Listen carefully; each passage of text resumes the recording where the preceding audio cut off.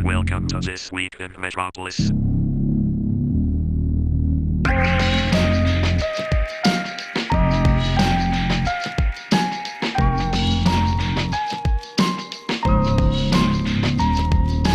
transmission will begin shortly. Yep, King Pete here, And Stelio7. and welcome to another episode of This Week in Metropolis. What I wanted to start with this week, which is it's something I'm quite interested in the whole world of cryptocurrency, and it's something that's been rumoured for a number of months now, or something I guess that was sort of expected. And I don't know whether you've seen the news that Facebook has confirmed they're going to launch their own cryptocurrency called Libra, which they're planning to do it in 2020. So quite soon. What they're going to do, the concept of it makes a lot of sense, in the sense of what they're planning to do. They've got, I think it's 2 billion users, let's say. I think it's around that. A lot of those users are in places where they haven't got access to financial things such as banks, for example.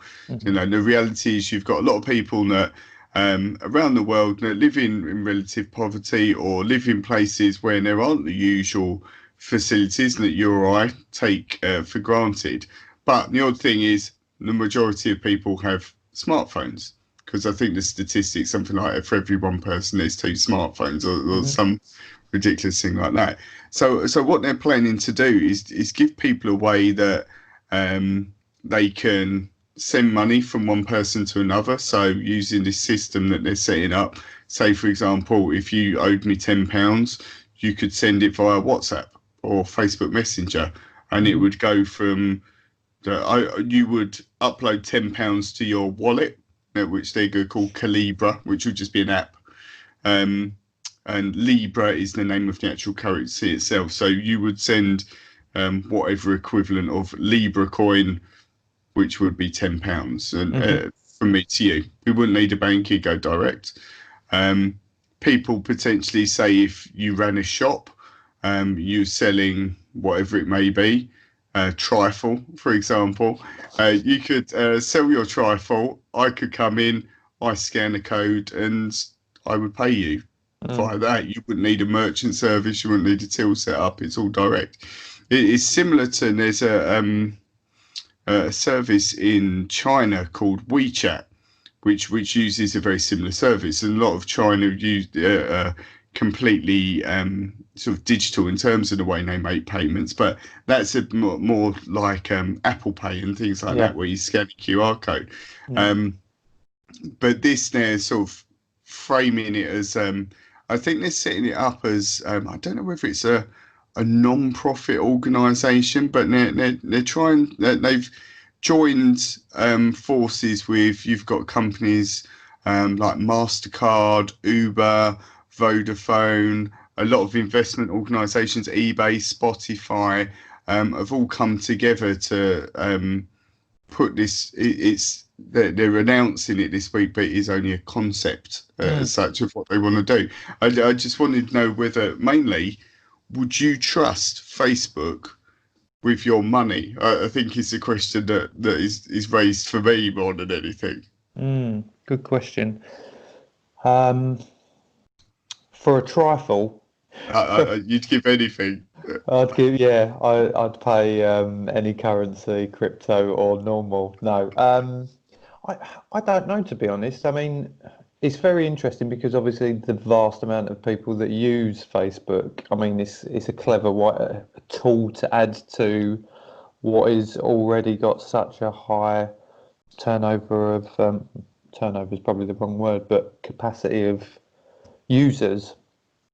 I wonder how that would work in certain markets, though, because I was just thinking, aren't there certain countries that don't allow you to use that sort of like Facebook and Twitter and all of them? I'm sure it's maybe in China or something like that. There But are, then, on that but note as well, mm, just sorry to interrupt, but on that note as well, in terms of cryptocurrency, because it's a very, very new thing. mm, Um, well, it's been around for sort of nearly a decade now, but it's only now becoming mainstream. Countries like India, which could potentially be a target for this particular product, keep banning cryptocurrency. So, because they see people losing money through it and things like that. So there's that side, that some countries that don't allow Facebook, but other mm, countries that don't allow crypto. So, yeah, mm. That's interesting. But I mean, it's one of them things. Like, I'm sure people are a bit skeptical about using, if we take it right back, mobile banking. So even yeah, with the banks that you invest with anyway, or you store your money in, then you had like PayPal and things like that, which yeah, people are encouraged to use because it does protect you when you're buying things and things like that. And then yeah, you've got, I could pay you via PayPal, and it's yeah, there's so many platforms, I guess, now for you to be able to do it. But then when it comes to cryptocurrency, I guess it's just depends. So is it? I mean, you and I both use yeah. cryptocurrency. You more so than me. I haven't really done a lot with it, but is it? It will the Facebook version of it be the same as the sense that it will fluctuate up and down in the value of a Libra? Was it? Did you say? Libra, yeah. Mm, No, it won't. There's in crypto there are things called stable coins, and right. what they are is um, there are a few now on the market that various companies have set up. Essentially, what they are, they're pegged to a particular currency. Hmm. So, for example, there's one called Tether, which is one of the most used ones, and that is continually stays at the same rate as the US dollar. So you will always one Tether will always be $1 or thereabouts, and that's what they're planning to do with Libra. They're planning to always have, let's say we're in the UK, when we're using Libra, it is equivalent to £1. Hmm. And then divisible, down to the pence as the pound would be. And the same in other countries, it's always remains consistent with whatever your local currency is. Mm. So there's less less risk in that sense. It's like they don't want it to be a speculative thing that they think, oh, okay, people are just going to buy it so it goes up in value. In value, It yeah. is they want it to be a functional everyday use. Mm. I think for me, it's I'm use Facebook occasionally, but I'm not necessarily a big fan of Facebook, and I think for me, they've got the market cornered in the sense of billions of people use the platform. Everyone uses Facebook because it's convenient, Mm. and people stay on Facebook because their friends are on Facebook, and they can use Messenger to send messages, and they Yeah. can use share pictures and things like that. If you're then going to add money, and you think, well, I can pay someone via Facebook, or Mm. more interestingly, I think is where it will probably go. If now partners like Spotify and those sort of eBay and Uber, Yeah. who are already part of this sort of organisation that Facebook's setting up, no doubt they will say, well, if you're paying Libra, you get a 10% discount, and Mm. things like that are going to draw you into that An appeal, yeah. ecosystem, Yeah. and it's going to appeal to people. The bigger concern, I guess, is Facebook already knows your gender, your sexuality, where you work, where you went to school, what you buy, where you went on holiday, all this marketing information that they use. That's how they survive as a business, by accessing that data. If they then know, your financial transactions and so on a large scale, you're giving. I know that's sort of a bit of paranoia almost, but you're giving so much to them. Mm. But the interesting twist, just to finish up really with this, the interesting twist is since they announced it on the 18th, which was Tuesday. Hmm. Since they announced it, the US government are clearly seeing it as a big enough threat, or they're taking them serious enough, in the sense that federal government has already said, hang on, we're not happy with this. we're going to launch a full inquiry about it because we don't necessarily think it's a good idea. So now they've already got quite a strong opposition in the form of the US government against it. So I guess it's something to watch. Yeah, They've got the theory in place. Let's see if it actually happens, really. And do you think that could spread to other forms of social media trying to do the same, or do you think Facebook has kind of got the hold of that market? I think what the next, I don't think it's necessarily social media that will do it, but the next one that everyone's keenly watching and who has already registered domain names and certain patents for cryptocurrency is Amazon. So it's expected that Amazon at some point are either going to allow payments for cryptocurrency or set up their own, coin or whatever that again you could use within its services and so on. So then potentially you could pay via normal currency or by cryptocurrency. Yeah. Like their currency, or depending, like you say, if they decide to go the other way. Interesting. Yeah, that's it. It's interesting. There is so much of it going about now with the crypto stuff, like other random ones setting it up. Well, I've been reading some crazy stories this week. None that are with the usual topics we would cover. Yeah.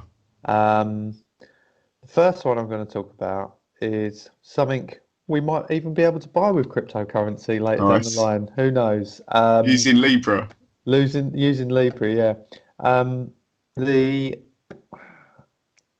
band Slipnot have branched into new territories. Only recently released a new song as well. Its name escapes me, but I think me and you both listened to it. We did hear it. It's all right. I thought it was quite a decent song for a return as such. Yeah, definitely. But this return, well, this isn't even a return. This is going in a completely different direction. They're now branching out into the whiskey business. Right. They've partnered up with a distillery in Iowa, which is a family-run business. They make all the whiskey on their distillery, and there's two different types that they're going to be releasing. Which one's called the Number 9 Iowa whiskey, and the other one is called the Number 9 Reserve Iowa whiskey, which is a slightly more expensive one. Is there any significance to Iowa? Are they from Iowa? Iowa is where they're from. Yeah, it's where I don't know whether it's where all of them are from, but they've basically the justification for it is that they've said one of the guys from the band, Sean Crahan, I want to say his name is. Right. He said that Slipknot and Cedar Ridge Distillery, two groups of people born and raised in Iowa and committed to quality and hard work. I mean, nice. That's such a random good moral thing. values. Yeah. And I mean, are times that hard for them that they've got to go into a completely different thing to bring in another form of income? I mean, since this latest song that's come out, I mean, I haven't heard anything of theirs for quite some time. And it was going back up when anything of real note. But I just thought it was a bit of a crazy direction for them to go in as a band. I think it's almost I know from a hip hop perspective, it's very common. Really? What's it? Puffy or Diddy, whatever guys he goes by now, owns or certainly owns Ciroc vodka. Yeah. That's his brand. Jay-Z owns. Oh God, I can't remember he actually owns a champagne company and owns a vineyard and everything, and he's quite successful with that. And I think Drake owns a whiskey as well. I'm sure he does a whiskey or something like that. That rings a bell.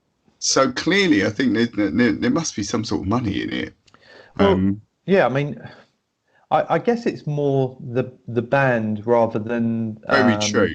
Yeah, you know, because I mean, Slipknot are an acquired taste, and the yeah. sort of people that I mean, saying that I used to listen to a bit of Slipknot when I was younger.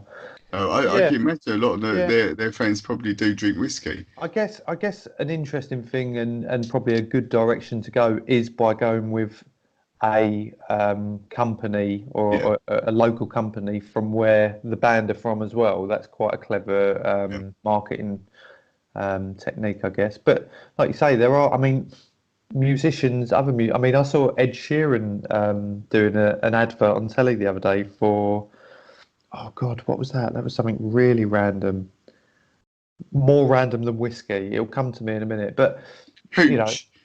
no, it was. Oh God, it's going to wind me up. I'm going to have to look that up while we're talking. But um, you know, there's sports people getting involved in that now, and I guess they're Yeah, kind of thinking that. I was just about to say, I guess they're thinking past when that side of their career is finished. You know, David Beckham, he's the face what was of he? Hay Club. Hague Club, yeah. Yeah, Ryan Reynolds, we've talked yeah. about that. Gin, aviation gin. I mean, his Hilarious. Yeah, adverts are, but that is a match made in heaven. yeah. Um, but On the metal front, Iron Maiden have got their Trooper Ale, haven't they? I don't know if you've ever drunk that. That's a very nice beer. no, I'll have to check that out. I've just Yeah, looked at Ed Sheeran is now the, I don't know if he's the face of it or what, but of Heinz tomato ketchup. really. I mean, Is how that because random? he's ginger Yeah, and probably. the red connection? Yeah, maybe. But you know, it's That's just a bit some odd, isn't it? funny, funny directions that certain um, artists go in. But anyway, I thought that was quite interesting. And just a quick Yeah. one that I had forgot, but it has come back to me now. This was another random story I saw. The UK are considering renaming the veggie burger. Not just the veggie burger. So what? What to what did you say? Or Yeah. well, this doesn't just go to, just solely for the veggie burger, but all kind of meat-free products. You know what? I think I've heard this story. But they want them to Good. be renamed and relabeled so that they haven't got meaty names. So obviously Yes. the burger aspect, sausage or Yeah. vegetarian steak, I think they Yeah. can get that. Um, but the funny line that I read in the article was, "Forget veggie burgers and sausages. How about nice appetizing vegetable disc, Yeah. corn tube, soya slice?" Yeah. I mean, Pass me that corn tube. yeah. Oh, But what was interesting, I didn't know this. The EU, this is who are raising this, and hey, you never know, we might not have to do it. The EU's following the lead of France, which last year passed an amendment to its agriculture bill prohibiting any products largely based on non-animal ingredients being labelled as sausage, burger, or steak. yeah. And I never knew that. It's crazy, isn't it?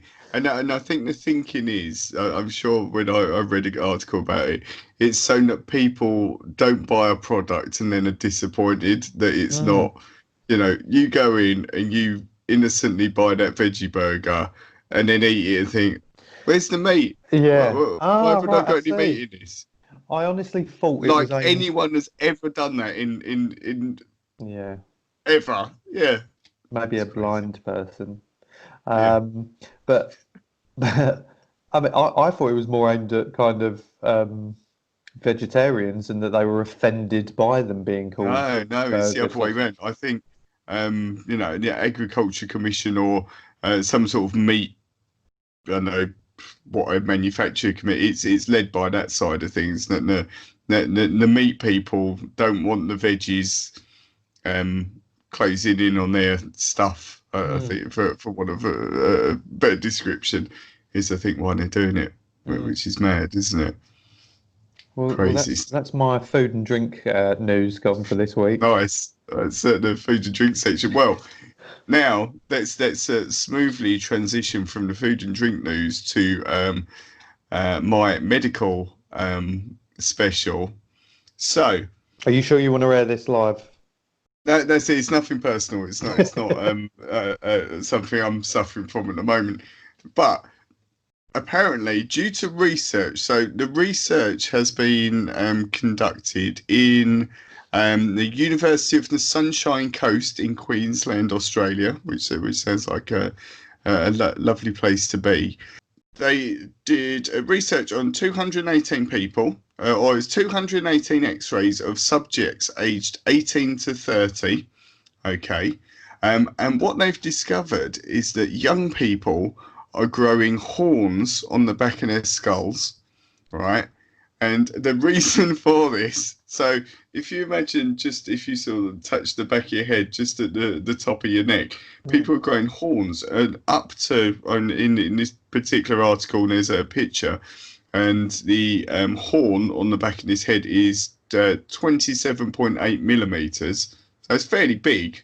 The reason they reckon that this is happening, and they think that it could be up to where we go. It suggests that the bone growth could be observed in up to 41% of young adults.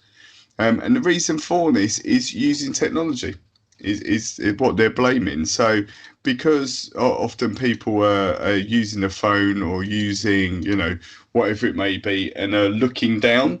So there's that sort of posture where you're looking down, that unnatural thing, causes pressure on that area and causes you to grow a horn on the back of your head.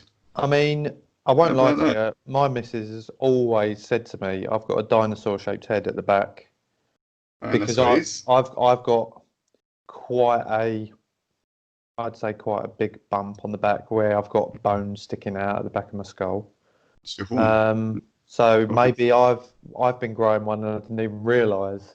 Not to the extent of what some of these people are saying theirs are. I'd need to see this picture if you've got a picture of someone with it. I'm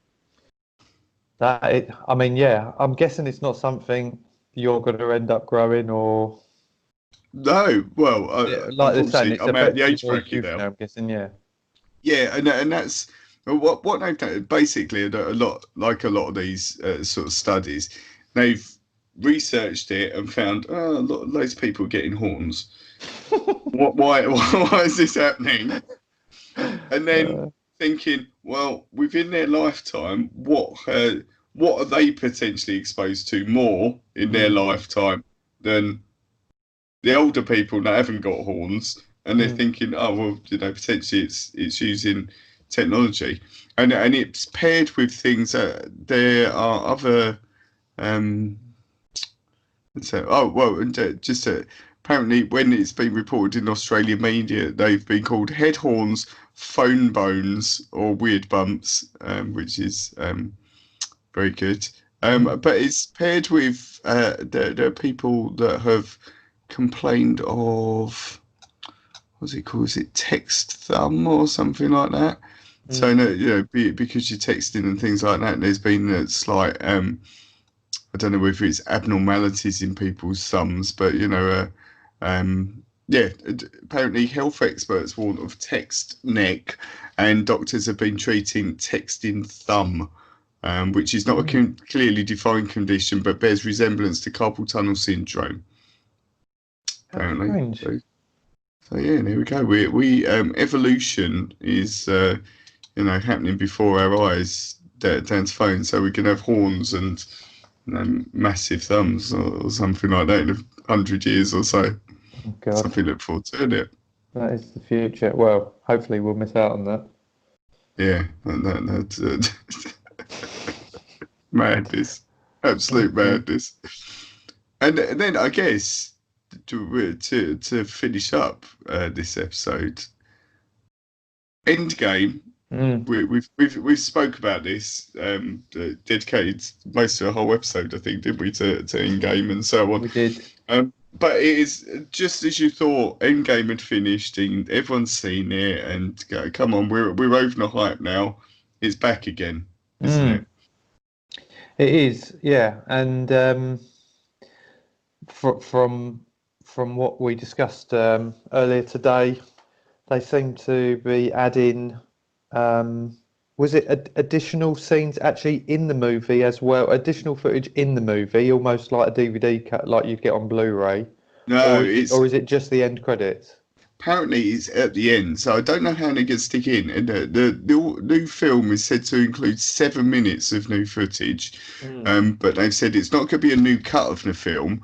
They're going to add the new footage at the end. And the producer of the film has said, if you stay and watch the movie after the credits, there'll be a deleted scene, a little tribute, and a few surprises. So there we go. And that will be next weekend, wasn't it? They said. I'm not too sure, but when that's actually coming out. Sorry. I'm just reading the same article. It's unclear whether the new cut will come to the UK. Oh, okay. So we might see it on the Blu-ray or something. Given that Feig mentions theatres, we're not so sure. Let's hope it releases. So, I mean, what's interesting is I've seen the film twice. On the first one, you got the standard ending, which I think you saw as well. Yeah. And there was no cut scene at the end. You just had that noise, which was a bit of a callback to Iron Man 1, I think. Yeah. When I watched it the second time, there was a Spider-Man Far From Home trailer where they said, there will be spoilers, blah, blah, blah. So, be warned. It's funny because I think from the information when you was telling me about it earlier today, it was that this is going to be one of the highest grossing films ever. It's very close to outselling Avatar. But that's the funny thing. That is the reason, or it's not been disclosed, but that is thought as the reason why they're doing it. Just to tip it over. Yeah, Avatar did 2.8 billion, I think, at the box office. And currently, I read earlier that Endgame is something like 42 million short. So I think what they're trying to do is, right, come on, let's stick it out for another couple of weeks. We had something new, and then hopefully we'll earn that money, and then we'll be the biggest selling film ever. Yeah. Do you think a lot of people? I mean, there are diehard fans out there that probably would.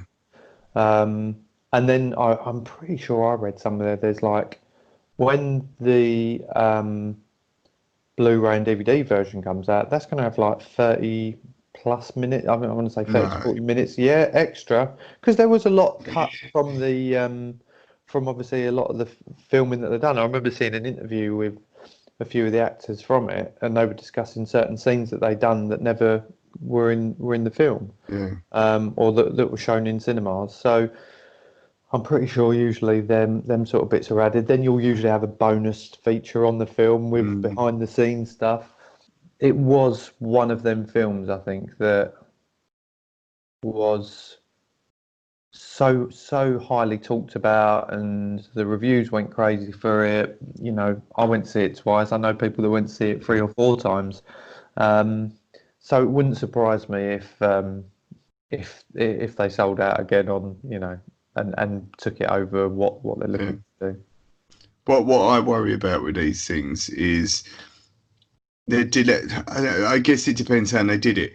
Did they make that extra 30 minutes knowing they were going to put in a Blu-ray? If they did that, great, because it's probably of a decent quality. Or is it, and a bit like this 7 minutes they're adding, or is it they had this spare stuff left over and they didn't think it was good enough to be in the main film? So, if you're a die-hard fan, you're going to watch it and think, oh, this is cool, but is it worth it? If you're adding those 30 minutes, does it add anything to the film? Are you getting any extra part of the story, or is it just dragging it out a bit? Well, my only kind of thought on that would be that I remember Lord of the Rings, going to see that the trilogy of that, which I know you're a huge fan of. About 24 hours long each film, yeah. They were kind of 3 hours each when you went and saw it, so along the same lines as Endgame lengthwise.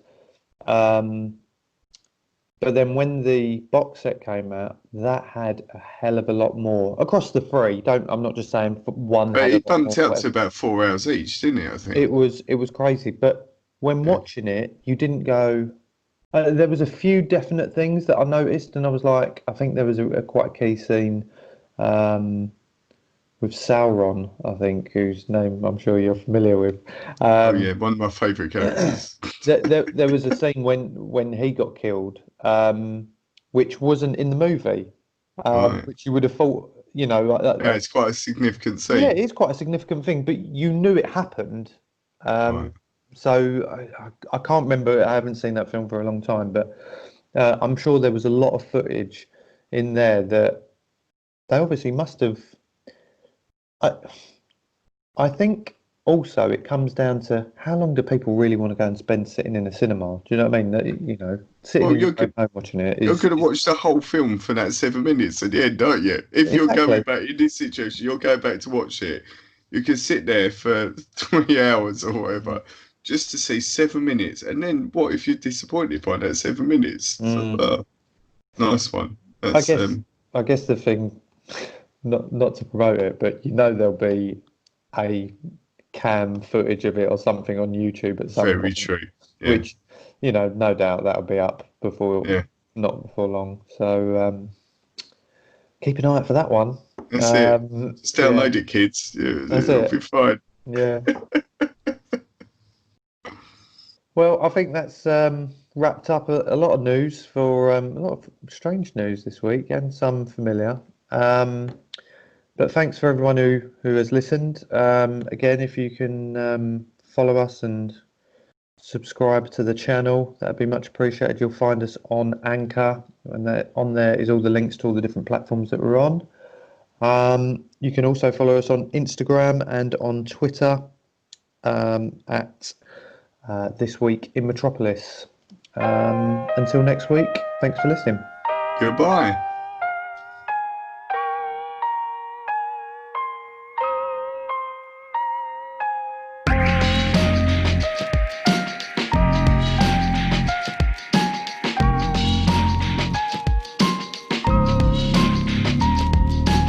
Thank you for listening. Transmission over.